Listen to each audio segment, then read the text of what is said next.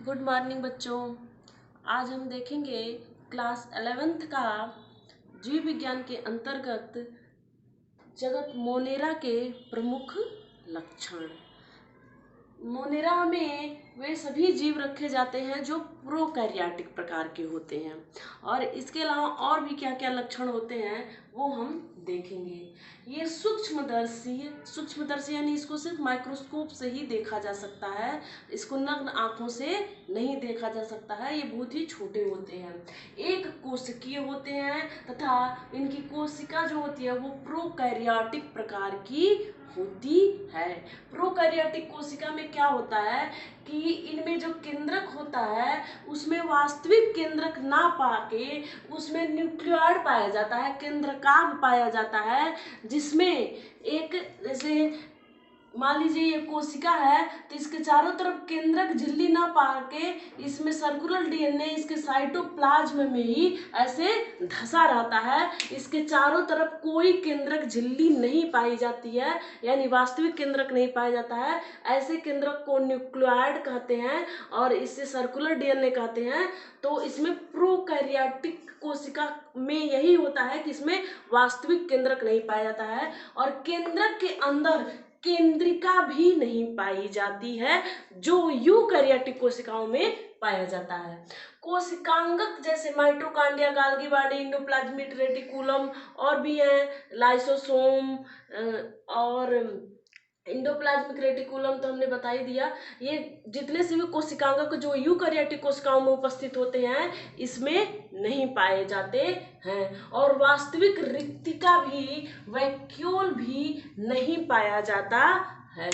इसमें 70S प्रकार का राइबोसोम पाया जाता है, जो कि यूकैरियोटिक कोशिकाओं में 80S प्रकार का राइबोसोम पाया जाता है। इसमें प्रजनन जो है वो अलैंगिक प्रकार का होता है, लेकिन कुछ जीवों में जीन रिकॉम्बिनेशन होता है। लैंगिक प्रजनन नहीं पाया जाता है, लेकिन जीन रिकॉम्बिनेट करने की कुछ जीवों में देखा गया है। और जो इसमें प्रजनन चलन होता है, चलते कैसे हैं, जैसे बैक्टीरिया में ऐसे फ्लैजेला पाई जाती है जिसके द्वारा ये चलते हैं। तो ये कुछ गुण है जगत मोनेरा के। अब इसको देखिए, इसको दो डिवीजन में बांटा गया है। पहला है यू बैक्टीरिया और दूसरा है आर्की बैक्टीरिया। तो डिवीजन यू बैक्टीरिया के अंतर्गत आते हैं वास्तविक बैक्टीरिया। जो बैक्टीरिया के बारे में हम पढ़ते हैं, सुनते हैं, जो बैक्टीरिया है वो वास्तविक बैक्टीरिया इसके अंतर्गत आता है। दूसरा है साइनोबैक्टीरिया। ये नीले हरे शैवाल होते हैं, समुद्र में पाए जाते हैं, और इसकी जो कोशिका होती है वो प्रोकैरियोटिक प्रकार की होती है, इसलिए इसको इस बैक्टीरिया के साथ रखा गया है और इसका नाम दिया गया है साइनोबैक्टीरिया। ये एक कोशिकीय भी होते हैं और कॉलोनी में भी रहते हैं, और कुछ फिलामेंटस भी होते हैं। तीसरा है माइकोप्लाज्मा।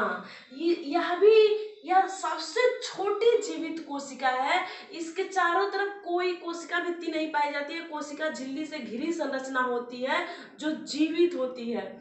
इसको पीपीएलओ प्लूरोनिमोनिया लाइक ऑर्गेनिज्म भी कहते हैं। यह सबसे छोटी जीवित कोशिका है। ये क्वेश्चन कंपटीशन में भी बनता है। दूसरा डिवीजन है आर्की बैक्टीरिया। इसके अंतर्गत वो बैक्टीरिया रखे गए हैं जो बहुत ही हाई टेम्परेचर पे, हाई एसिडिक कंडीशन में या बहुत ही ठंडे कंडीशन में अपने आप को सरवाइव कर लेते हैं। तो उसके अंतर्गत ये बैक्टीरिया आते हैं, जैसे हेलोफाइल्स। ये लवणीय जल में, अति लवणीय भी रहेगा तब भी वहां पे अपने आप को ये सरवाइव कर लेते हैं।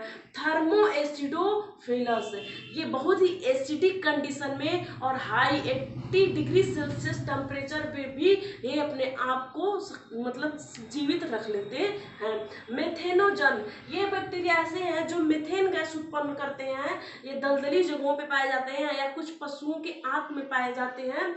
तो इन सब जो मतलब एक्सट्रीम कंडीशन में भी अपने आप को जीवित रख सकते हैं। इसके अंतर्गत ये आते हैं आर्की बैक्टीरिया। तो हमने देखा मोनेरा के कुछ प्रमुख लक्षण और इसका दो भागों में division, you bacteria, Archie bacteria. You bacteria के अंतर्गत वास्तविक बैक्टीरिया, साइनो बैक्टीरिया और माइकोप्लाज्मा को रखा गया है।